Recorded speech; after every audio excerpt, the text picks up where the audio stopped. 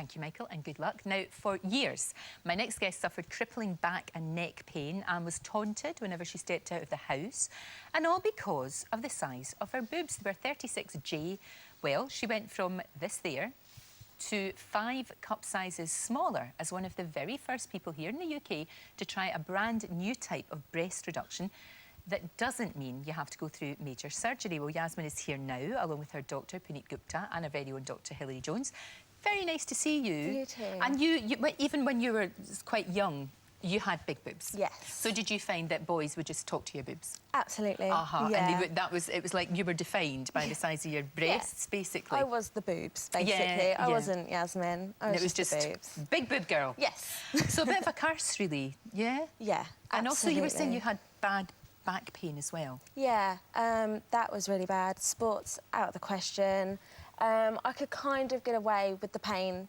And then you had the social side, and it was just all together. It's every day. You couldn't get away with it. So, yeah, I mean, they're gone. So you got really fed up with being kind of the butt of jokes all the time and just fed up with it, I suppose. Yes. And that's from when you were a teen? Yes, from school, secondary school, and that's when it started. And obviously all the boys, and they all get a bit excited by it. And then it never went away. Yeah. They always got excited by it. So you wanted to do something, you wanted to have a reduction. So how did you find out about this? This is quite new, isn't it? This is a new procedure. I was looking for the traditional kind, with all the scarring and, you know, major surgery. And I just found MicroLipo on the private clinic's website. Right. And no scarring. This is you undergoing it all. There we go.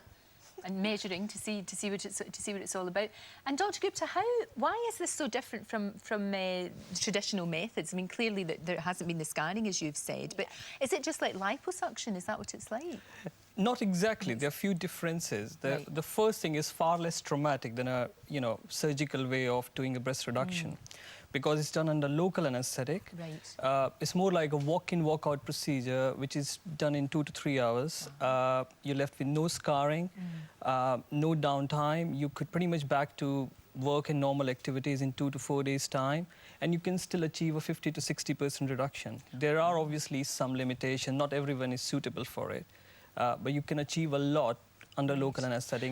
And are you just basically draining fat in the way that you do with liposuction? So it's not like breast tissue, it's fat? No, for this technique, which is MicroLipo, I use these very fine instruments called microcannulas. Now, these are all less than 1 millimeter thick. So because of the nature and how they've been designed, they can actually remove a lot of breast tissue as well. Oh, right. Okay. And Yasmin's case is a very good example for that because she's only 21. At such a young age, your breast will have a lot of breast tissue as well, along with the fat.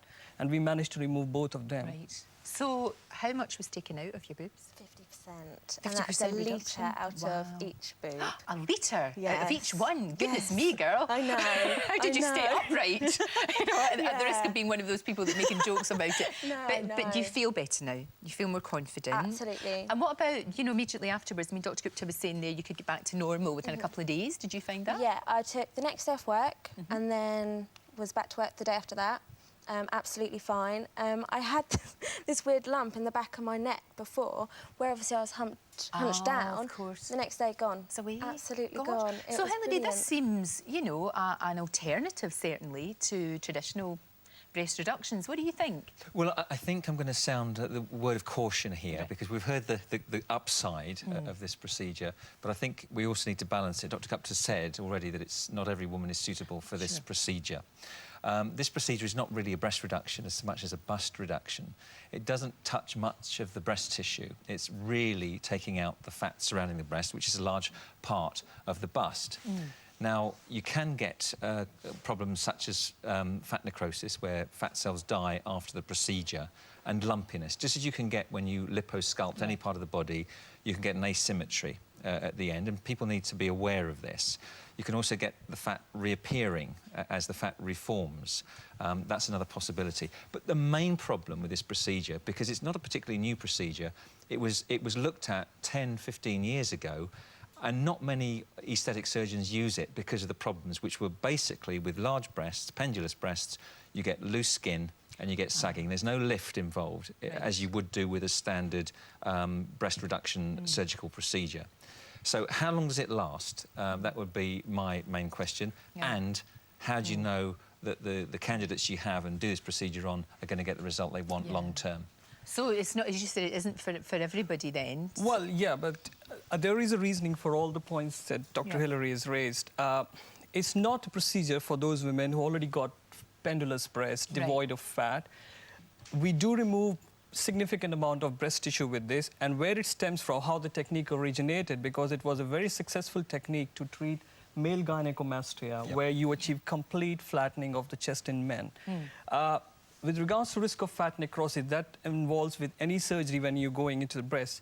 But because we're not using any external form of energy, that I mean laser or ultrasonic device to burn or melt the fat, so that risk is pretty much taken care of.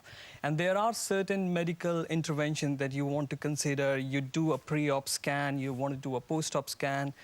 There is always a risk with these procedures to put the fat back on, but I will not expect that to happen with Yasmin unless she puts on 15 kilos in weight. You're not going to do that, are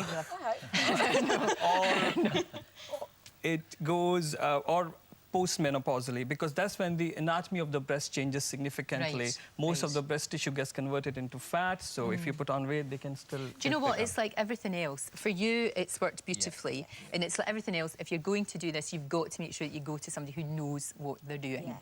You know, you have to go to somebody who does. Ask lots of questions, talk to patients who've been through the procedure, lots of patients, not just one. Sure. And make sure that the surgeon that you're going to is registered with the appropriate bodies and authorities. Fantastic. Thank you all very much indeed. Fascinating. Thank you. Right after the break, Sophie Ellis-Bextor is going to be here, and actress Catherine Kelly is going to be telling me why after 5 drama-filled years, she's leaving Becky McDonald behind. See you in a couple of minutes.